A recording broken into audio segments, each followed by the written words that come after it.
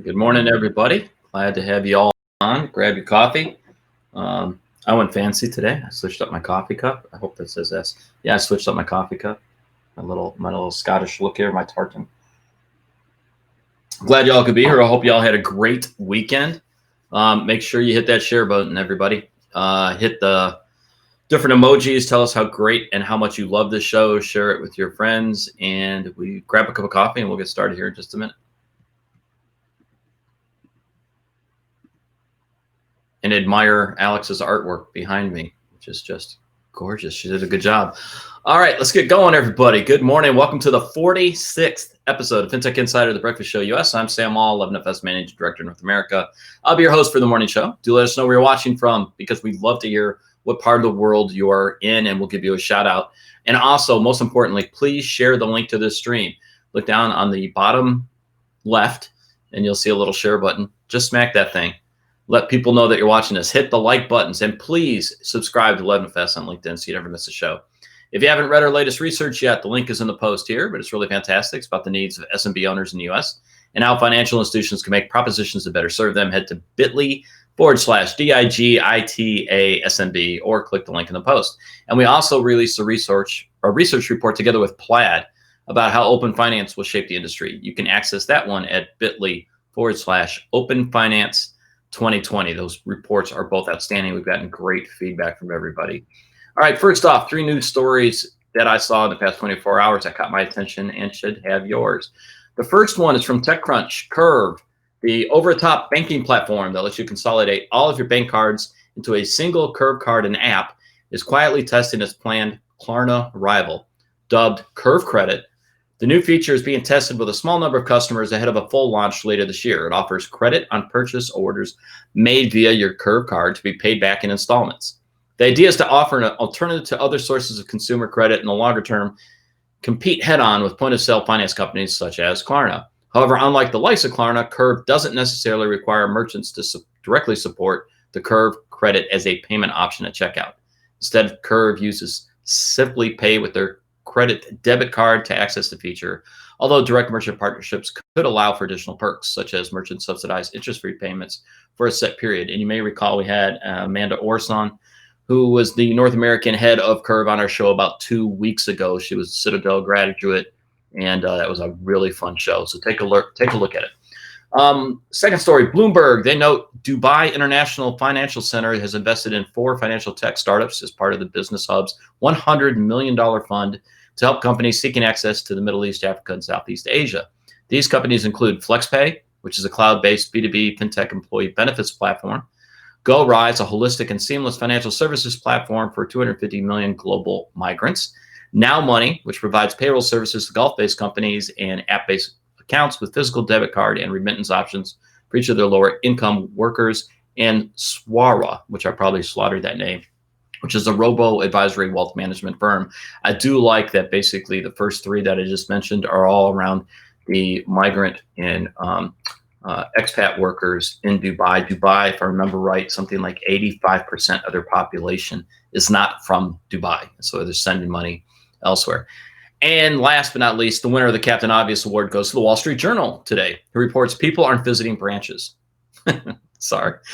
It makes me laugh. Banks are wondering how many they will actually need. Branch traffic fell more than 30% in April and the first 3 weeks of May compared to the same period last year, according to Novantas, a financial services research firm. Teller transactions dropped 32% in March and April compared to the same period last year. Again, Captain Obvious, but hey, we'll continue to debate the branch versus digital question forever and a day. With that, let's get our guest on. Today, we are super excited to be joined by Rhian Horgan, founder and CEO of Kindur. On today's show, we'll be talking about how Kindur is looking to help people retire fearlessly. I love that slogan, retire fearlessly, when the population lives longer but retire at the same age as before. And I'm guessing, if I remember right, you are riding the COVID quarantine out in New York City. Is that right, Rhian? That is correct. Morning, Sam. Nice to see you again. Good morning. I seriously need my coffee to kick in this morning. It has been, I don't know. I had a good night last night. I had a fun time yesterday, but man, I need the coffee. And no, folks, I'm not hungover. I'm just old. This is how I look. I was in bed by 9 o'clock. I need to sleep better. So here's the thing. You and I met a year ago, little over a year ago. It was the first week of April in New York, and it was the day that you launched the app. That's right. We were, I think, at Empire Startups, Yep. which was a really great way to bring Kinder to market. So let's talk about what's the past year been like. So look, it's been great. We've acquired about 35,000 baby boomer customers. Oh, Along the wow. way, it's really validated the thesis that there are baby boomers online looking for a new way to plan their retirement.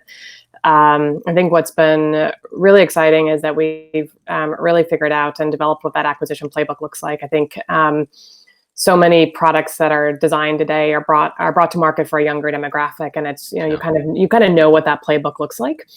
But I think for boomers, it's taken a lot longer for people to figure out, like, how do you actually acquire boomers? How do you design an experience for them? And so for the course of the past year, that's really what our team has been focused on, is not only serving the customers that we have, but really figuring out how do we find them? Who is that real core user who's really embracing technology, and how do you make sure that you build like an impactful product for them? And so you and I talked about this last year, but I think it'd be great for our audience that's tuned in. I always love the founder story, right? When did the light bulb come on? When did you decide to start the company? Because I mean, you've had a successful career in financial services. So what made you step out of the big firms and go to a startup? Yeah, so I guess I had a fairly non-traditional path into tech. I had worked for 17 years at JP Morgan Asset Management, had been a managing director in the asset management division for a long time. I think as a result of that, I had this like trusted conversation with my parents, who are boomers. And as they were navigating their own retirement, they started asking me a lot of questions that frankly I couldn't answer. I had never really thought about Social Security other than this like tax in my paycheck, wasn't really familiar with Medicare. It's like hard enough to figure out your own insurance. Hadn't like even created the brain space for Medicare. And as I started digging in to really try to help my parents navigate retirement, I figured out like it was super complicated. This was the first generation really that was retiring en masse in America without a pension. So there was this huge fear of running out of money. And I guess like very selfishly, I was sitting in New York. My parents were in Colorado. I was trying to find a tech solution to help me help my parents. And I couldn't find it. And that was kind of the beginning of my journey, which was when you can't find something, all of a sudden you start scratching your head and thinking about like, does something need to be built? And that was the very beginning of Kinder. I mean, those are my favorite stories, right? When it's something that's personal to you. And that's kind of like the Airbnb story that the guys give. And anytime a founder is talking about something they personally went through, it just resonates more with me. You're solving a problem that you faced. Well, yeah, and look, I think that keeps you obviously very motivated through that, particularly that early journey of building a company when you've had that like firsthand experience and the problem is real. So I'm going to read a couple of stats just so everybody globally understands why this market is I think one so underserved, but also one that deserves to be served. Okay, and I know you know these stats better than I, so but I do want to read these out. So the U.S. population is an aging population. There are more than 46 million older adults age 65 or older in the U.S. By 2050. That number is expected to grow to 90 million. Man, that's incredible. Between 2020 and 2030 alone, the time of the baby boomer cohorts reach age 65, the number of older adults is projected to increase by almost 20 million. That means 1 in 5 Americans is projected to be 65 years or older by 2030. Nice market. Well, and what's, maybe just to add on there, there's a 30% chance today that if you're 65 years old, that you're going to live to above 90. And if you're a couple, there's a 1 in 3 chance that one of you lives to 95. So huge population, same size as millennials, multiples of the spending power of millennials, a brand new set of decisions that they have to make in their 50s and 60s, which have pretty significant consequence.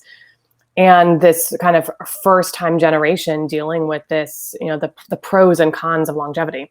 I think one of the things that we find super interesting is that, our baby boomers say to us that the best time of their lives is ahead of them. So they're not pining away for the past. They're actually really excited about what the next 30 years bring to them. But there is this palpable fear of running out of money. So over 60% of our customers have this fear that they're going to run out of money in retirement. And by the way, our customers have actually saved something for retirement. So I think if you were to survey every single baby boomer, that percentage would probably even be higher. Yeah, it is amazing. So I had some stats there too. These are from the Transamerica Center for Retirement Studies. Said the median retirement savings by age. So median, everybody, you know your math. You know, you all know math. For Americans in their 40s is 63,000, their 50s 117,000, and in their 60s 172,000. And so if the median retirement savings for somebody over 60 is only 172,000, and you're going to live another, on average, 30 years. It's basic math. Yeah. Well, this is where I think government benefits really come into play. And I hate the word benefit, because I think when I think about retirement, things like Social Security, like you've paid in, right? Like we're all paying taxes along the way. And it's basically a forced savings program, which I'm very much in favor of, a forced savings program. But when you think about how dependent Americans are going to be on, for example, Social Security, it's just the math of Social Security is really complicated. Being able to access it. For example, Social Security offices have been closed since March, and that's actually how most Americans apply for Social Security or ask questions.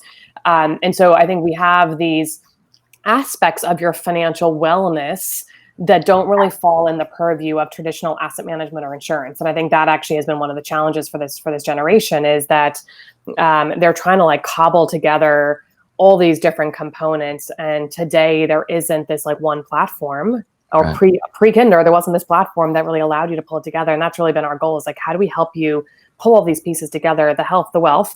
By the way, health, I think, we talk about longevity, but it's rare for most people to talk about health as a financial issue in their 30s and 40s. If you talk to anyone who's in their 60s, they will describe healthcare as a financial issue. And the reason they do that is that on average, boomers will spend as a couple $280,000 over the course of retirement on healthcare. And that assumes you don't spend any time in a nursing home. So you start then adding on the $100,000 a year for a nursing home, and all of a sudden you can see that we have this real challenge here in America around how we actually pay for healthcare, particularly in retirement. Yeah, I love this comment by Craig Sikowski. He's a good friend of mine in Atlanta, and who's also much older than me. Hey, Craig, the cost of living has never decreased, and with the healthcare cost increasing, these stats are scary. Yep. Yes. No, they are. And that's, I think one of the biggest disservices the financial community has actually done for this generation is not talk about healthcare in financial terms. Healthcare has always been it's a health issue. And it has never been talked about as, Sam, you just said to me, your daughter is heading off to college. So you think about it, you've probably been setting money aside to pay for your daughter's education. And so you now think about but how much have you set aside specifically for healthcare? There's a known cost of healthcare in retirement, and then there's an unknown. But most people aren't even setting money aside for the known costs of healthcare in retirement. Yeah, I know. I mean, it is amazing, especially as you start closing in that 50 mark. I remember when I was getting there, and this, I've always been one of those, people that put money aside in their 401k and, did that. But it's amazing how quickly you'll pivot to really focus on, damn, what are those real costs? I do that all the time now in my role, right? I've told this audience a million times. I'm 53. So I look at that window of, how much longer, will I keep working with 11FS? A long ass time, everybody. That's my answer. But still, I like you said, when I view retirement as somebody who's, excuse me, maybe a decade plus away, I'm not looking at it as going to work and go live in an old folks home. I'm looking at it as cool. So, I'm going to continue to play tennis. I'm going to continue to play all these sports. I want to teach at a university. I have no desire to go sit on my front porch in a rocker. Good for some people. That's not me, right? I will work until I can't work. So, apps like you have, and the solutions like you're talking about are, how do I extend my savings to cover me for that 30 plus year period? Well, I think the narrative of what retirement is actually changed. So the word retirement is hard to avoid. I mean, it's actually, as a company, we really had to think about, do we want to avoid that word? But it's so part of kind of the culture. But the word retirement today means something very different than it did 20 years ago. So retirement is something in your 60s where there's a lot of changes happening. There are these forced deadlines, like Medicare, you have to elect at 65. With Social Security, you have to elect between 62 and 70. But there are a number of different milestones which I think are changing the trajectory of what retirement looks like. So one of the things that you just mentioned is thinking about spending some time working at a university. So it's not uncommon today for many retirees to say, look, I don't want to actually play golf 5 days a week. Like, it's kind of like, maybe I want a sabbatical and try it for a year. But after that first year, what you find is that this generation is really looking for a purposeful existence. And many people will find that through volunteer activities or just learning something new, or travel. But a lot are finding it actually through part-time work. What I get super excited about is that kind of double win from part-time work of like helping you with your financial wellness, but also helping you with kind of mental wellness. So I think about someone who maybe wants to shift down from full-time to part-time work. Let's call it at 62. You're probably not going to work full-time forever. So let's say you work from 62 to 75 part-time, and you bring in, $2,000 a month of part-time income. That adds over that course of time over $200,000 to your retirement nest egg. That's real money. And so I think, part of this changing narrative, and one of the things that we've actually spent a lot of time designing for in the app, is really making sure that it isn't this like everything changes on one date at 65, because that's not the reality. So, today what happens is, let's say you're married, your spouse is a couple of years younger than you, one of you elects Medicare and the other has a couple more years before they elect Medicare. One of them goes from full-time to part-time, waiting for the other person to retire full-time. Then maybe you both go travel for a year, and then you come back and you both find part-time jobs. And so there is this kind of gliding into retirement with lots of different milestones. And that, I think, says a lot about just the mindset of this consumer, which is like, I want to be doing stuff. This isn't I'm just going to sit at home for the rest of my life. This is I want to be out there doing things with my life. And then the question is there a way to do that in a way that also protects kind of the bottom line of my financial wellness? And I want to give a shout out to Eric Largo, first person to do this. And I can't believe it's taken somebody this long to do this. So I'm going to read his commentary. If you must retire fearlessly and happy, you ought to make worthy investments with good and consistent ROI. Yes. If you need professional advice how to get there with this, don't hesitate to reach out to me. Here's my WhatsApp number. I love you, Eric. That's what I'm talking about. Good hustle, dude. I love that he did that. So everybody, 1, download the Kindur app. 2, give Eric a call. There you go, Eric. Giving you a shout out for that. We do have some questions coming in, and I want to get to those, but first I want to talk about silver. 1, good branding, SILVUR. So I love the branding, good consistency. So can you tell us what it is and why you launched it? Yeah, so Sam, you and I met a year ago. We had launched a desktop experience, and what we saw in our first year was that a couple things. The first was that customers were spending a lot of time creating retirement plans. That was, of all the parts of the experience we had built, that's where they were spending their time. What was super interesting to us was that they were spending a lot of time in the desktop experience. They were spending over 20 minutes in it. We had north of 30% open rates on emails, and what we just really saw was this user base who was super engaged. Yeah. And really needed to learn. And so as we started thinking about like what was the best kind of ecosystem to kind of house and educate this consumer, it became really clear to us that like an app experience actually would deliver the information they needed in a way that was much more effective than desktop. And so about 6 weeks ago, we launched Silver, which is the first modern app that's designed to help baby boomers navigate retirement. It brings together 3 things. It brings together retirement planning tools that are super easy to use, that like there's like a no fear retirement planning, give you confidence that you can kind of create your own path. The second thing that it does is it has great content that's really about where we are today. And that content is not only about like where you are in retirement, but it's like, what does retirement really look like in this COVID world? And then the third thing that we have is a marketplace where we're bringing together products and brands that our consumers love and can help them save money over retirement. So for example, right now, mortgage rates at an all-time low. We've partnered with Credible to help our customers refinance their homes. Our customers have about a third of their net worth tied up in their home. So being able to shave, $250 off a month on your mortgage can again add, over $100,000 to your retirement nest egg over time. So real palpable ways to show how that marketplace is helping you really drive financial wellness in that plan. So what's been great about the app is that it's really debunked, I think, a lot of the myths out there around boomers and technology. We are seeing boomers downloading the app. They are online. We're acquiring them through digital methods, and they're really engaged in the app. We're seeing them spend over 5 minutes on average in session times, which is a long time for an app. Yeah. But again, I think that says something about this user, the way they do their research. There's high intent and there's high commitment to finding answers to these important decisions. So, all right, I want to spend the last 10 minutes with audience questions because they're nonstop. And I always love when they're nonstop because that means they're highly engaged. It just makes my day. So Sidrahar, what a shocker. Sidrahar gave me a question. He actually gave me two, but we'll go with this first one because I like this one. Rhian, what do you think of the Labor Department's recent decision to allow 401k plans to invest in private equity as an asset class? So this actually is a little bit near and dear to my heart. In my last few years at JP Morgan, was running part of the alternative investments business. And so I'd spent actually some time actually working in the early days with some plan sponsors around how to include private equity in plans. Look, the good news, I think, when I think about private equity, it's an investment for the long term. There's an illiquidity premium that you get paid with private equity.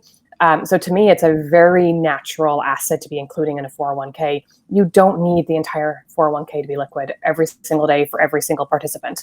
Right. And when we think about like alternative sources of alpha, which is very cliche, but it is true that there are illiquidity premiums out there. And today, those illiquidity premiums have been the reserve of the super wealthy. Bringing in the right bite size and managed appropriately, I think it can be a very valuable way to add excess return to 401k platforms over time. So Amanda Orson, hey Amanda, asked a great question. Is marketplace education a part of the go-to-market strategy? Because boomers were caught mid-stride during their careers from pensions to 401ks, but still grew up in an era where it wasn't polite to talk about money, and many are underserved by financial education. So how do you get to that market?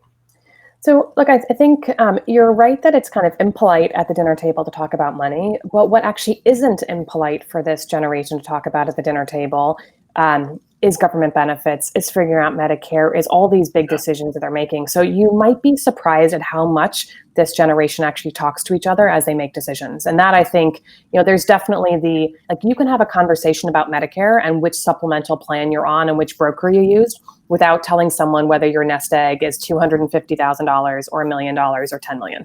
Like many Americans will need a supplemental plan, and you want to make sure you're getting a good one at a right price. And that is fair game. Particularly, we see women having those conversations. So it's interesting, generationally, women tend to engage a lot more in that conversation around healthcare and are really taking the lead in kind of figuring out what their healthcare services look like in retirement. So you and I talked about this a year ago, right? We opened this segment out talking about your own personal experience with your parents and what led to you launching this solution. Mine was the same, right? I had a father pass away that once I got into what he had left of his estate, I was just shocked. I have two in-laws, that require in-home care. And here's what I would say, and I know you would back me on this. As we all have parents who are going to reach this age, you need to have those conversations with them. not when they are 80 or 85. You should be having those conversations with them now and get an understanding of their financial picture. Yeah. And well, Sam, like our goal at Kindur and through the app Silver is for you to be in a place where you have one place that all of your information is, that you can build a great plan. But when the time comes that maybe you want to bring your daughter into the equation, that it actually is really easy for her to engage, because we've built this ecosystem already where all your information is connected.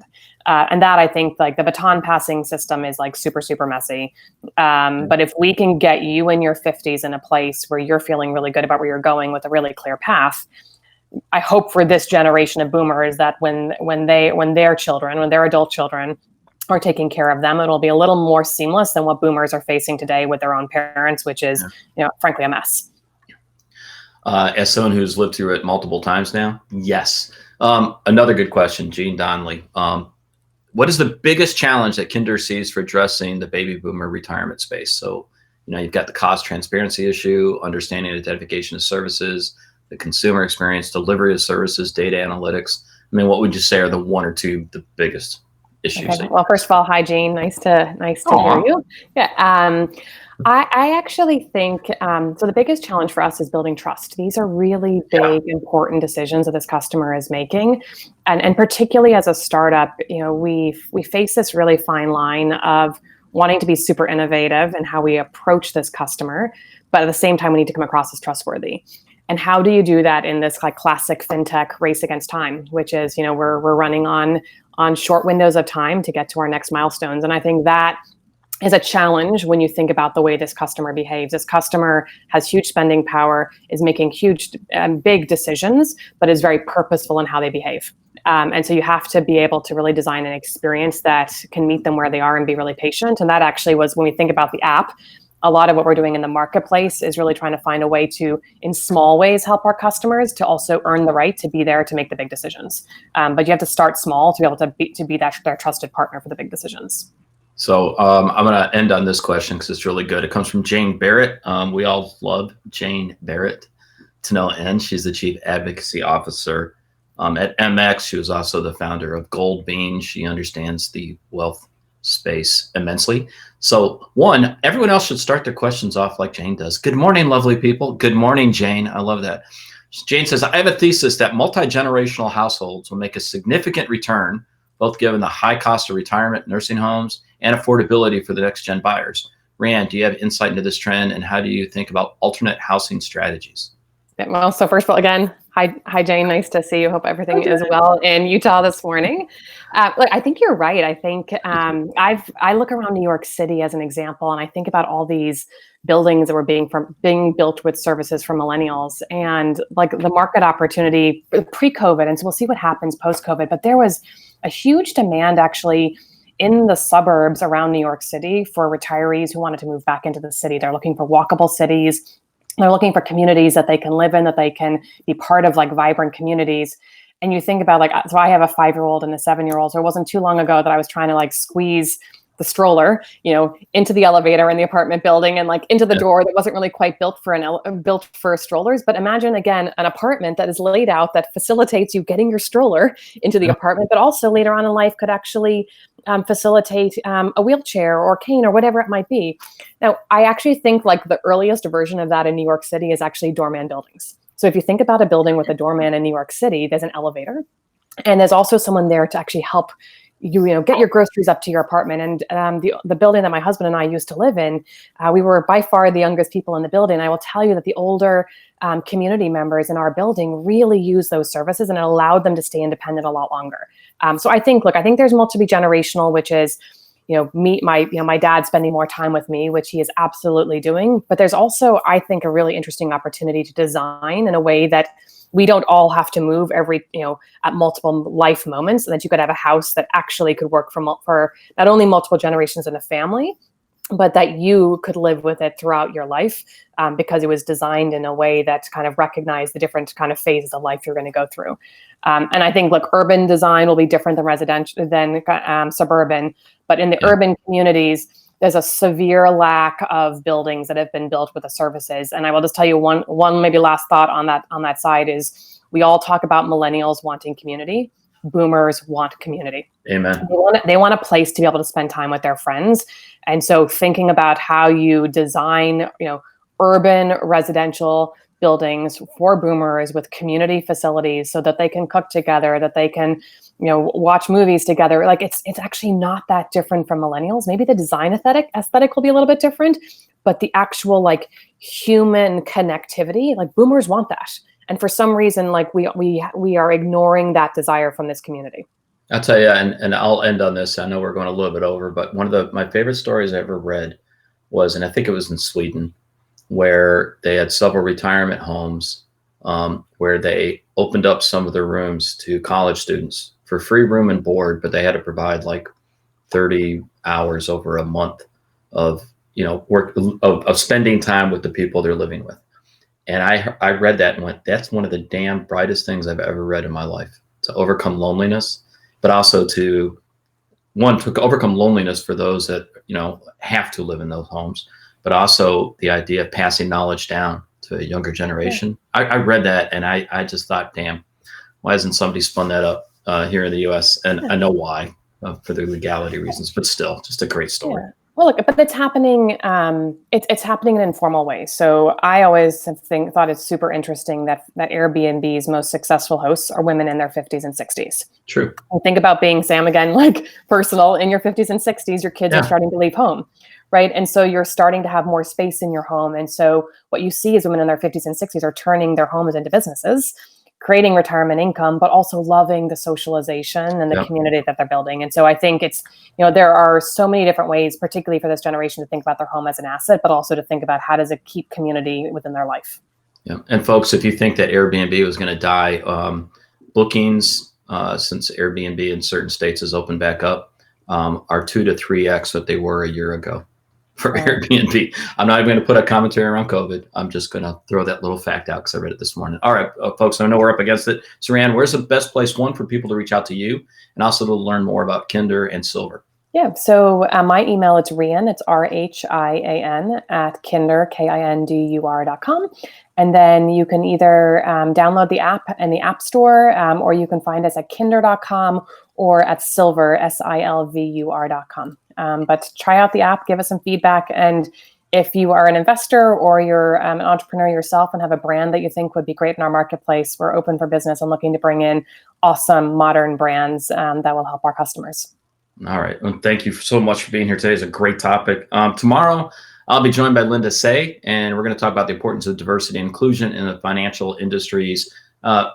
Basically, a very timely topic. Again, if you know someone who'd be perfect, come on the show. Don't hesitate to reach out to me at Sam Ball on Twitter or Sam at 11fs.com or breakfast show at 11fs.com. Everybody, thanks for joining. Great questions, and we'll see you tomorrow. Thanks, Sam.